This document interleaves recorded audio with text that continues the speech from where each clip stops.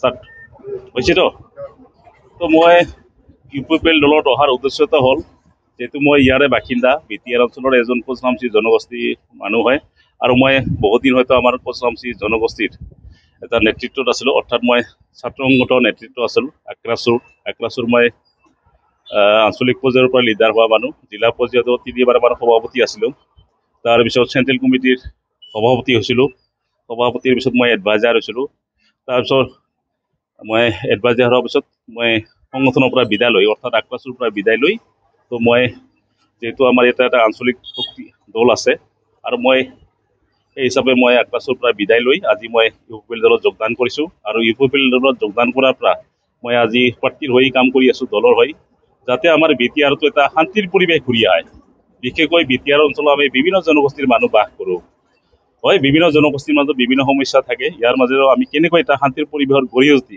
গঢ়ি তুলি এইখন অঞ্চলত যাতে আমি ভাতৃত্বভাৱ গঢ়ি তুলিব পাৰোঁ সেই উদ্দেশ্যে মই আহিছোঁ ইউপিপিএল দলত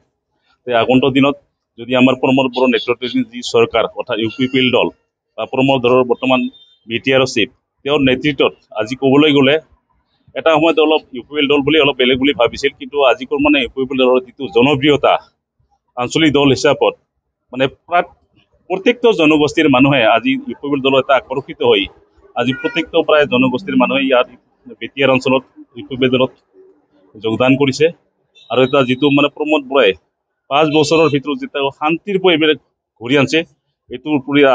আকৰ্ষিত হৈ আজি ইউপিপিএল দলৰ মানুহ বহুত জইন কৰি আছে আৰু যাৰ ফলত মই ভাবোঁ আগন্তুক দিনত এই ইউপিপিএল দলে বিটিআৰ অঞ্চলত যি এটা প্ৰমোদ বড়োৰ নেতৃত্ব লৈছে শান্তিৰ পৰিৱেশ ঘূৰি অনাৰ লগে লগে এইখন অঞ্চলত বিভিন্ন জনগোষ্ঠীৰ সমস্যা আছে তেওঁ কেনেকৈ এই সমস্যাসমূহ সমাধান কৰিব পাৰে যাতে আমি ইয়াত বিটিআৰ অঞ্চলত যিহেতু 26টা জনগোষ্ঠীৰ মানুহ বাস কৰোঁ যাতে আমি সকলোৱে মিলি ভাতৃত্বভাৱ গঢ়ি তুলি আগন্তুক দিনলৈ এটা স্থায়ী শান্তিৰ জৰিয়তে আমি এইখন অঞ্চলত যাতে আমি বিটিআৰ অঞ্চলত এটা শান্তিৰ পৰিৱেশ জেগা যাতে আমি ভাৰতৰ লগতে অসমৰ মানে অঞ্চললৈকে যাতে আমি বিয়পাব পাৰোঁ এই উদ্দেশ্যে ৰাখি আমি এতিয়া ইউপিপিএল দলত কাম কৰি আছোঁ মই ভাবোঁ আগন্তুক দিনত যি আমাৰ বিটিআৰ ইলেকশ্যন হ'ব প্ৰমোদ বড়োৰ নেতৃত্বাধীন ইউপিপিএল দলে আৰু নিশ্চয় আমাৰ চৰকাৰ গঠন কৰাৰ প্ৰক্ৰিয়া প্ৰায় সম্ভাৱনাই হৈ গৈছে ইতিমধ্যে আমি জনসাধাৰণৰ যিটো এটা সঁহাৰি পাইছোঁ সঁচাকৈ আমাৰ কাৰণে বৰ মানে উৎসাহজনক হৈছে আৰু ইয়াতে যিখিনি জনগোষ্ঠীয় মানুহ আছে বড়োৰ লগতে আৰু বিভিন্ন জনগোষ্ঠী ধৰি লওক আদিবাসী কওঁ নেপালী কওঁ কোচৰামচী কওঁ ধৰি লওক মুছলিম ভাইসকলে কওঁ আজি যিটো এটা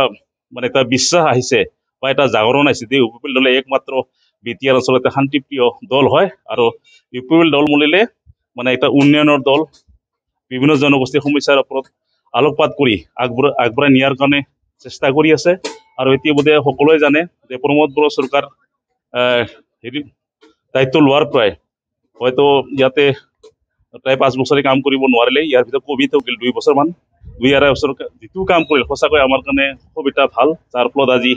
এটা শান্তিৰ পৰিৱেশ অহাৰ কাৰণে আজি আমাৰ ইউপিপিএল দলৰ প্ৰতি জনসাধাৰণৰ এটা ভাল মানে বিশ্বাস জন্মিছে